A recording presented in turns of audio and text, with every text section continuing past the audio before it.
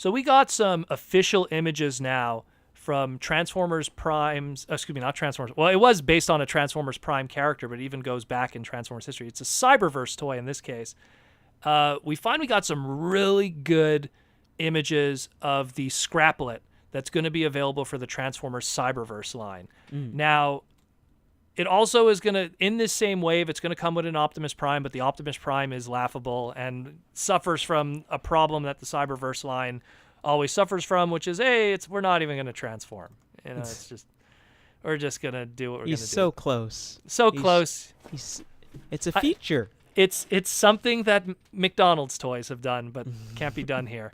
So here we have the Sawtooth Spin Scraplet, based off of what's amazing about this is it's actually based off of the design that was used in Transformers Prime. Now, the Scraplets have yet to appear, although, again, if you're listening to this podcast years later and they do appear, I'm wrong, but has yet to appear as of this recording in the Cyberverse cartoon. So they decided instead to go with the Transformers Prime design. Now, Scraplets in the Transformers Prime show didn't really have a transformation. They were just kind of these things that just ate the hell out of stuff. And the concept of Scraplets, they actually date back even further than that because they come from the G1 Marvel comics, where there's the famous cover that has Blaster getting all chewed up by them and everything. So they've existed in Transformers history since way back in the 80s, but they really didn't have like a mainstream kind of, notice and design until the Transformers Prime series, and this is what this is pulling from, the Transformers Prime design. Now, it does have a transformation, but again, being like the Cyberverse toys, the transformation is pretty much, it stands up. And it's funny, I don't know if you've ever, and I don't know if I ever asked you this, Josdy, but have you ever seen the show Invader Zim? Yeah. So there's a character in Invader Zim. You're getting there you go. You're trying to remember the name? Yeah, it's Gur. Like it. He looks like Gur. It's kind of crazy. I'm gonna try to find an image of Gur. Yeah, I could see it. I could see what you mean. He looks a lot like Gur. So like basically, Gur was Zim's death robot, but he was malfunctioning.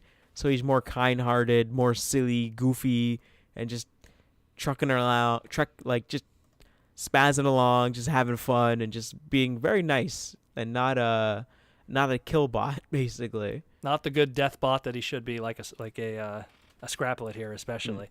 And it's funny too because they both have like the flat head and stuff too. I'm looking now at some images of Gur, and I'm like, yeah, it's true, man. Like my call is right. Like it's just all it needs is the antenna on the top of the head, and it's just.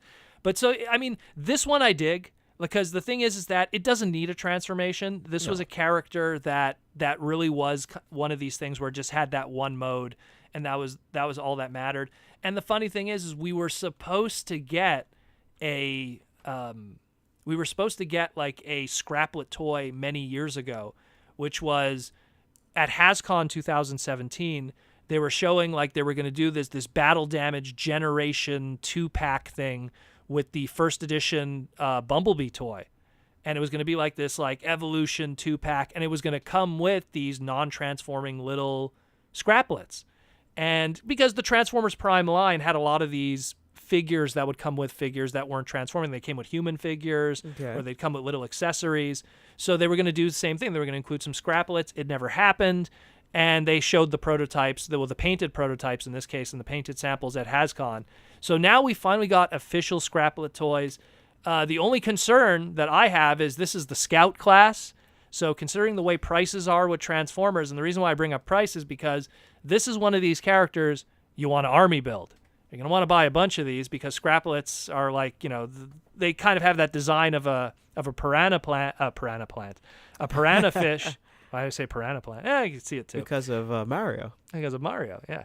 It has the look of a piranha fish, which is similar to the same thing why we army build Sharkticons that also have a very similar kind of, let's call it temperament.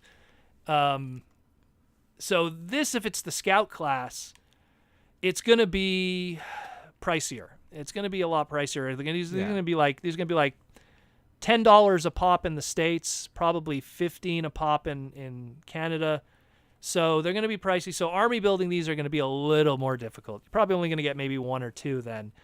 as opposed to like when they did the Sharkticons, it was a smaller scale, a little more Right. affordable. And if you get 3 or 4, you could redo your 86 movie Sharkticon scene if you want. But this, because it's a scout scale, it's going to be a little larger. So I don't know how many you're going to want, and it won't really work well when you're getting them to chew up bulkhead or something. Yeah, exactly. But it's just nice that they're doing a figure at all to begin with. And considering a lot of the Cyberverse toys, unfortunately, are not that great.